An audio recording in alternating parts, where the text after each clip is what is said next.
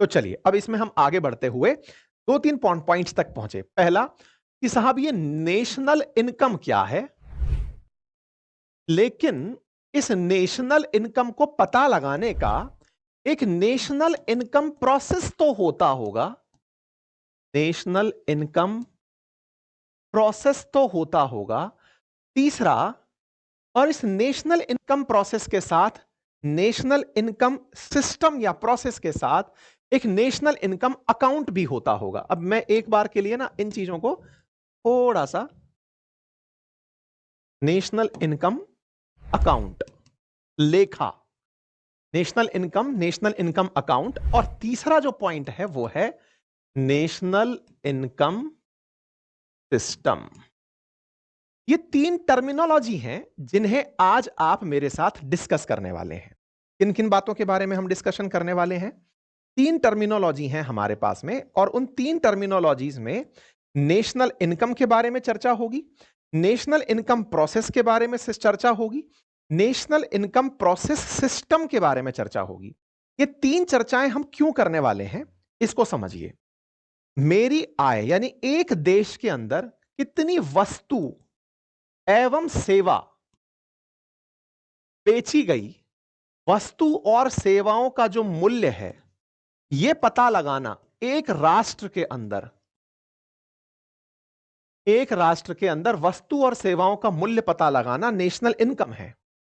लेकिन national income पता लगाकर उसका प्रोसेस पता लगाना, यह अपने आप में एक विधा है, और उस प्रोसेस के लिए एक सिस्टम तैयार करना, यह एक डिपार्टमेंट है।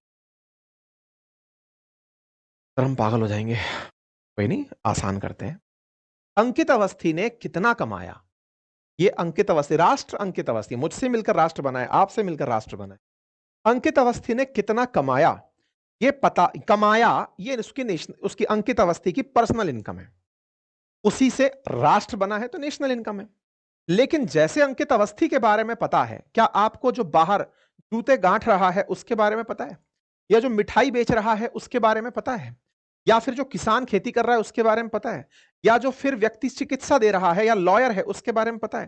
डिफरेंट वैरायटीज ऑफ जॉब्स हैं इंडिया के अंदर, सबके बारे में पता होना मुश्किल काम है।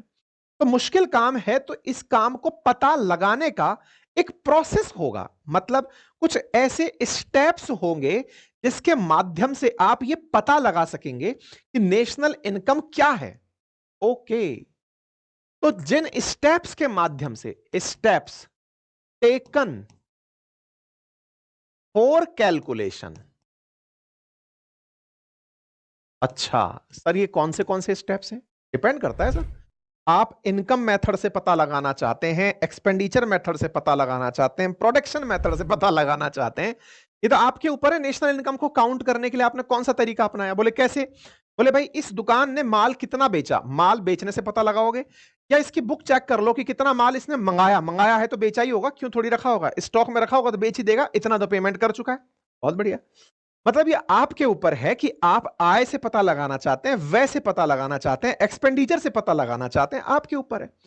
राष्ट्र के ऊपर है कि वो कौन सा प्रोसेस अपनाता है। लेकिन सर, अंकित सर, आपकी अगर मुझे आय पता लगानी हो साल भर की आय पता लगाने के लिए ये काम घंटे भर का तो नहीं है। मैंने कहा क्यों नहीं है? 1 मिनट पता चल जाएगा, ले इतने बच्चे पढ़ रहे हैं, इतनी देर में पढ़ रहे हैं, ये हो गया, ये किताब थी, ये था। अरे नहीं सर, मैं केवल ये काउंट थोड़ी करूंगा, मैं तो ये भी काउंट करूंगा आपके साल भर में खर्च कितने हुए, टैक्सेशंस कितने हुए, कितने एम्प्लॉइज साल भर में आए, कितने एम्प्लॉइज गए, आपने साल भर में, और आज हो सकता है आप बच्चे ना पढ़ा रहे हो, कुछ और कर रहे हो, आज हो सकता है कि आप कोई और कोर्स ला रहे हो, आज हो सकता है कि आप कहीं जा रहे हो, तो सर खर्चे भी तो बहुत तरह के हैं, पता नहीं अगले साल आपको कहीं और जाना पड़े, तो मुझे तो पूरा साल का इंटरवल रखना पड़ेगा। मैंने कहा अच्छा, कहना क्या चाहते हो? बोले सर मुझे इस काम के लिए एक अकाउंटेंट बिठाना पड़ेगा। मैंने कहा ओके। मैंने कहा अकाउंटेंट को क्या सारी जानकारी रख लेगा? बोले नहीं नहीं सर, सीए चार्टर अकाउंटेंट रखना पड़ेगा, जो कि प्रॉपर तरीके से इसको चार्टिंग करेगा, पूरी तरह से देखेगा डेबिट क्या है, क्रेडिट क्या है, वेरीफाई करेगा, वो पढ़ा लिखा आदमी होगा। मैं कहा अच्छा। जेब में चवन्नी नहीं है, इस होटल में क्या खाना खाने आया है? अबे यहाँ का पानी खरीदने में भी ना तेरा घर चला जाएगा, समझा? चल निकल यहाँ से। होटल के मालिक अकरम से मिलने आया हूँ। अकरम साहब से मिलने आया है? तू जैसे आदमी से ना हमारे अकरम साहब बाथरूम भी साफ ना कराए। चल आ यहाँ से। होटल की लॉबी में इतनी भीड़ क्यों है? पता नहीं सर, कोई भिखारी है, बोल रहा है कि उसे आपने डेबिट क्या है, क्रेडिट क्या है, वेरीफाई करेगा, वो पढ़ा लिखा आदमी होगा। मैं कहा अच्छा। मैंने कहा मेरी इनकम का ब्यौरा रखने के लिए आपको एक व्यक्ति रखना पड़ेगा। बोले हाँ। मैंने कहा इस पूरे देश की इनकम का पता लगाने के लिए क्या कर लोगे? फिर कितने सीए रखोगे? फौज बना दोगे? और सबसे बड़ी बात, सीए सबके लिए जरूरी भी तो नहीं है ना, क्योंकि वो जो बाहर जूते गांठ रहा है उसने तो सीए नहीं रखा हुआ, और जो पानी पता से बेच रहा है वो भी नहीं रखा हुआ। समोसे बेचने वाले ने हो सकता है रखा हो, क्योंकि ज्यादा बेच रहा है। क्या करोगे? बोले फिर क्या करें? मैंने कहा इसके लिए आपको कुछ तो सिस्टम डेवलप करना पड़ेगा। जी सर। वो जो सिस्टम है ना, वो सिस्टम है हमारा सांख्यिकी मंत्रालय, मिनिस्ट्री ऑफ स्टैटिक्स।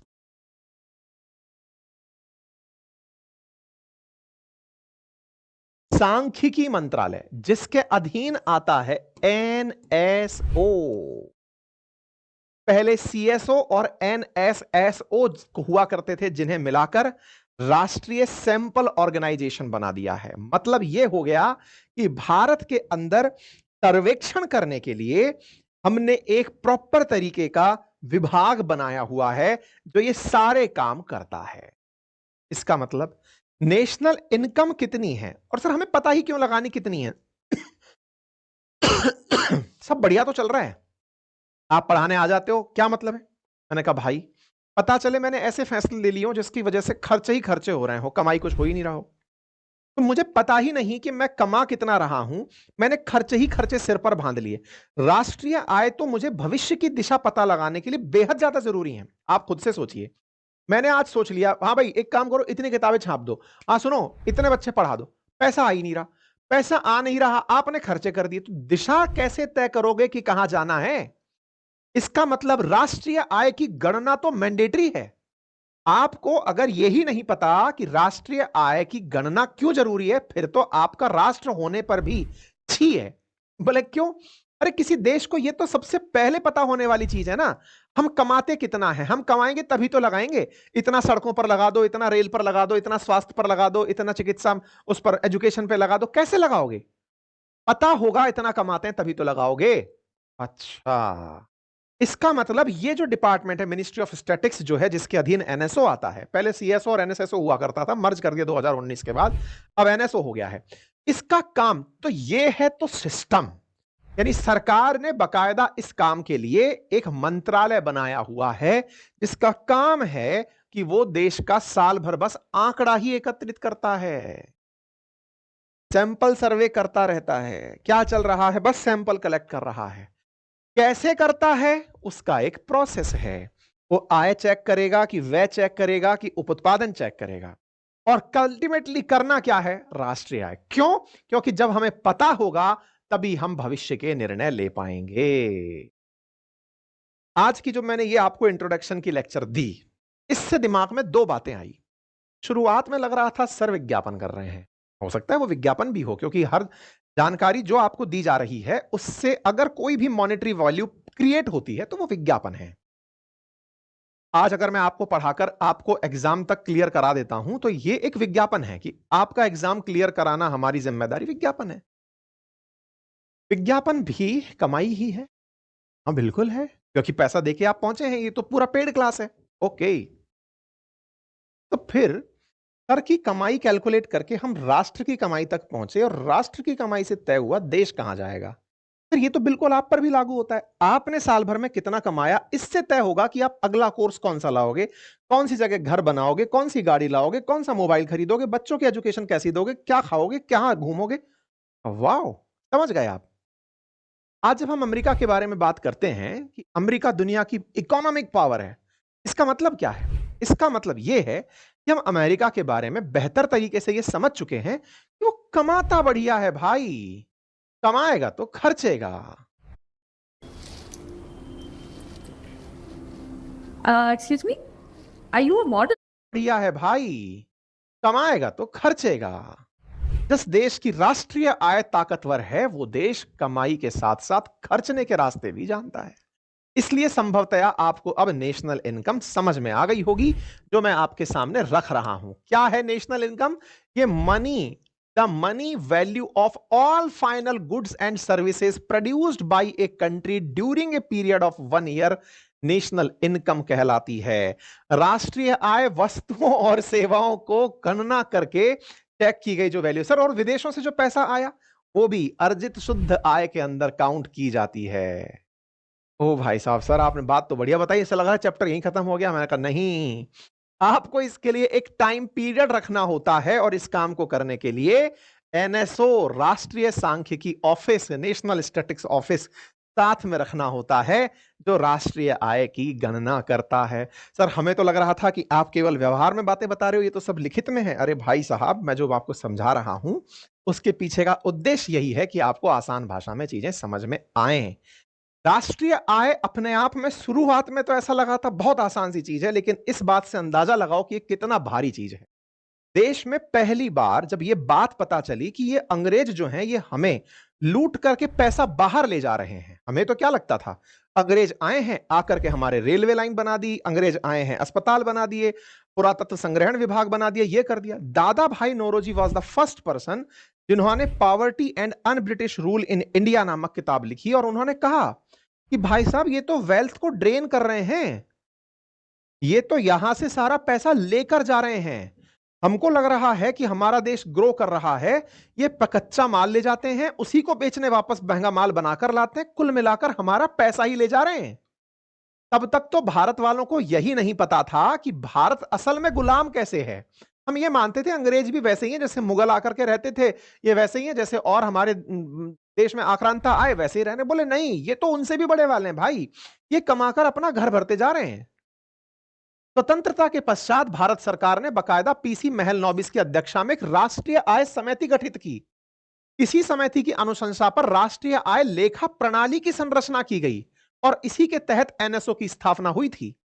1954 में स्थापना की घोषणा के बाद फिर केंद्रीय सांख्यिकी संगठन ने 1955 में कार्य करना शुरू किया और राष्ट्रीय आय से संबंधित सभी पक्षों को सीएसओ द्वारा जारी किया जाने लगा। अब केवल एनएसओ ही चलता है। इंटरेस्टिंग फैक्ट, मतलब विचार करने की बात यह है कि अगर किसी व्यक्ति को यही नहीं पता कि वो कमाता कितना है तो इसका मतलब है कि वो दिशा ही तय नहीं कर सकता। हम भारतीयों की दिक्कत ही ये थी, हमें पता ही नहीं चल रहा था कि हम गरीब हो क्यों रहे हैं। फिर पता चला अच्छा हम गरीब इसलिए हो रहे हैं, ओ माय गॉड, हम इसलिए गरीब हो रहे हैं क्योंकि ये पैसा यहां से उठाकर बाहर ले जाते हैं। क्या अब आप मेरी बात समझ पाए? है इंटरेस्टिंग चैप्टर। और अगर ये चैप्टर इंटरेस्टिंग है तो इसी के लिए आपको हमारी ये वाली क्लासेस पढ़नी होंगी।